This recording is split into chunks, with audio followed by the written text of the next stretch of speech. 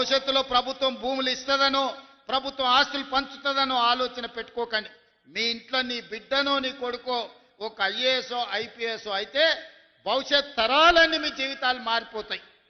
మీకు భూమి ఇస్తే ఉంటే ఉంటుంది, పోతే పోతుంది, మళ్ళా భవిష్యత్ తరాలు అట్లనే ఉంటాయి. అందుకే చదువుకోవాల్సిందిగా ఈ వేదిక మీద నుంచి నేను సూచన చేస్తున్నా.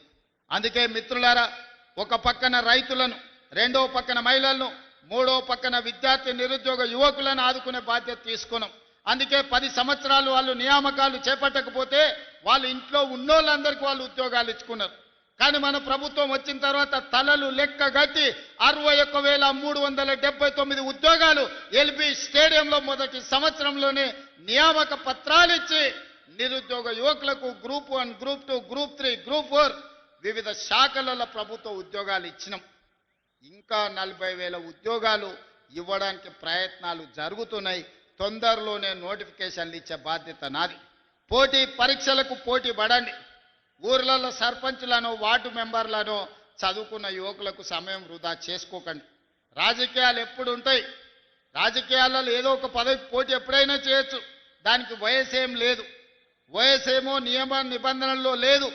కానీ చదువులకు, ప్రభుత్వ ఉద్యోగాలకు వయసు మీద పడితే అనర్హత వస్తుంది. కాబట్టి మొట్టమొదట పోటీ పడి ప్రభుత్వ ఉద్యోగాలు సాధించండి. ప్రభుత్వం కాకపోతే ప్రైవేట్లో మంచి ఉద్యోగాలు సాధించండి. మీరు, మీ కుటుంబాలు బాగుపడతాయి. మీ తల్లిదండ్రులు ఉపాధి హామీ కూలీకి పోయి రూపాయి కూడబెట్టి కష్టపడి మిమ్మల్ని పీజీలు, పిహెచ్డీలు చదివించింది మీరు మళ్ళా గ్రామాలకు వచ్చి రాజకీయ కక్షలకు బలి కావడానికి కాదు. బాగా చదువుకోండి, ప్రభుత్వ ఉద్యోగాలు సాధించండి. గ్రామాలలో ఉండే యువకులు గ్రామాలను అభివృద్ధి చేయడానికి ఎన్నికల్లో పోటీ చేయండి. ఎన్నికల్లో గెలవండి, ప్రజలను గెలవండి. ప్రజల మనసు గెలిస్తే ఆటోమేటిక్గా పదవి వస్తుంది. నేనే ఉదాహరణ, 2006లో నేను జడ్పీటీసీ ఇండిపెండెంట్గా గెలిచిన, 2007లో ఎమ్మెల్సీ ఇండిపెండెంట్గా గెలిచిన, 2009లో ఎమ్మెల్యేగా గెలిచిన, 2014లో ఎమ్మెల్యేగా గెలిచిన, 2019లో ఎంపీగా గెలిచిన, 2021లో కాంగ్రెస్ పార్టీ ప్రెసిడెంట్నైనా, 2023లో తెలంగాణ రాష్ట్రానికి ముఖ్యమంత్రి అయ్యి 2025లో మాధవన్న పక్కన నిలబడి ఈ రాష్ట్రాన్ని అభివృద్ధి పదం వైపు నడిపించాలనుకుంటున్నా. ఇవన్నీ ఎలా సాధ్యమైనాయి అంటే ప్రజలు ఆశీర్వదించితే సాధ్యమైనవి. దళితులు, గిరిజనులు, ఆదివాసీలు, పేదవాళ్ళు, మైనారిటీలు అండగా నిలబడితేనే ఇవన్నీ కూడా ప్రజల ఆశీర్వాదంతో వస్తాయి, కొనుక్కుంటే రావు.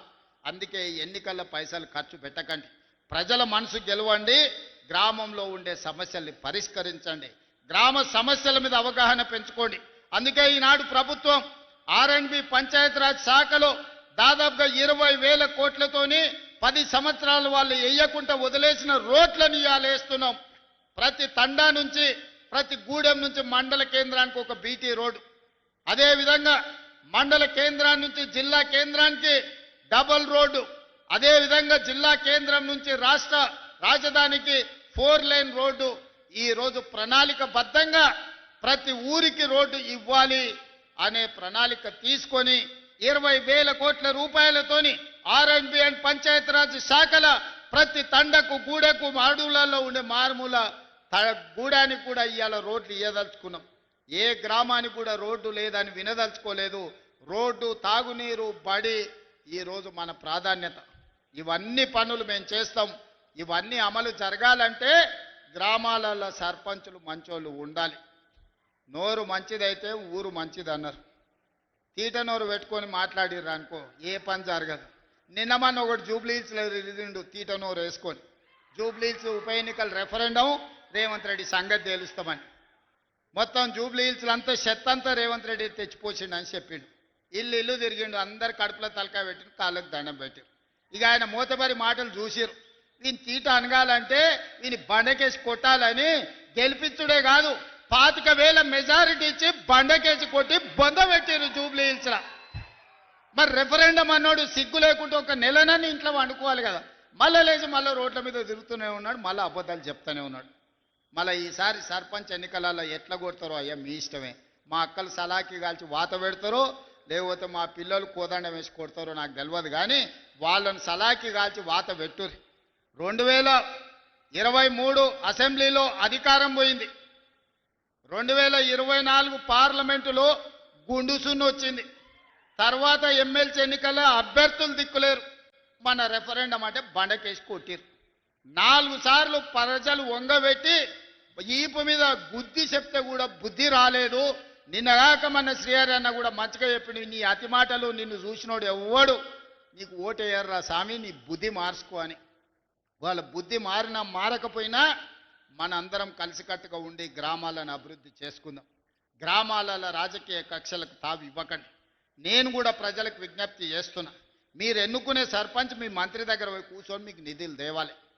మీ ఎన్నుకున్న సర్పంచ్ ఈ ప్రభుత్వంతో మంచిగా వ్యవహారం చేసుకొని పనులు సాధించుకోవాలి.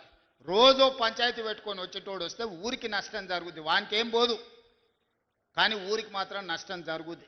మీ ఊరికి రోడ్డు కావాలన్నా, తాగనీకి నీళ్లు కావాలన్నా, మీకు గుడి కావాలన్నా, మీకు బడి కావాలన్నా, మీ గ్రామం అభివృద్ధి చెందాలన్నా, ఇందిరమ్మ చీరలు రావాలన్నా, ఇందిరమ్మ ఇండ్లు రావాలన్నా, రైతు రుణమాఫీ జరగాలన్నా, సన్న బియ్యం రావాలన్నా, 200 యూనిట్లు కరెంటు రావాలన్నా, రైతు భరోసా రావాలన్నా, రైతు రుణమాఫీ జరగాలన్నా మీ సర్పంచ్ మంచోడై ఉండాలి. మీ సమస్యలు తీసుకొచ్చి మంత్రుల దగ్గర మాట్లాడాలి. మరి ఇంత జిమ్మెదారి ఇచ్చేటప్పుడు మీరు మంచోనికి జిమ్మెదారి ఇయ్యండి అని నేను చెప్తున్నా.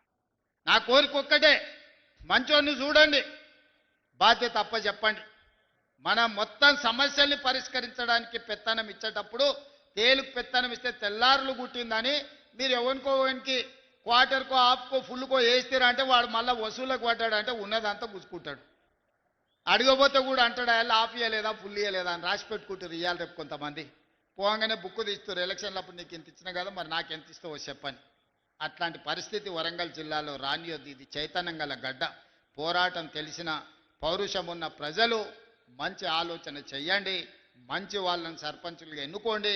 మీకు ఇండ్లు ఇచ్చేది, మీ అభివృద్ధి చేసేది, మీకు కావాల్సిన తాగునీళ్ళు ఇచ్చడానికి రాష్ట్ర ప్రభుత్వం ఉన్నది.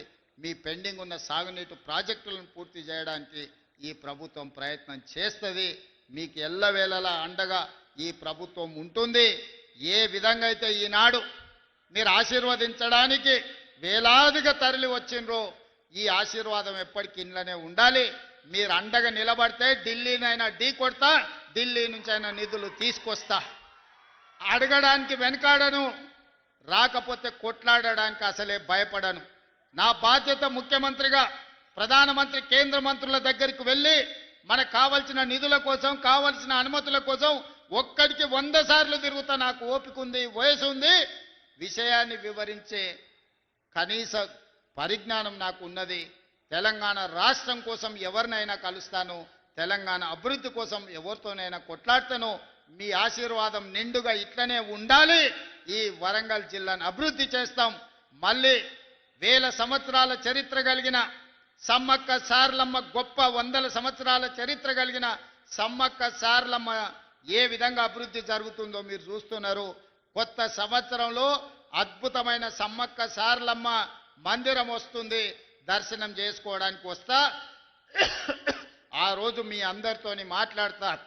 ఓపికగా ఇంతసేపు ఉండి అండగా నిలబడి మీ నాయకుడు మాధవ్ రెడ్డి గారిని గొప్పగా మీ అభిమానంతో ముందుకు నడిపించండి.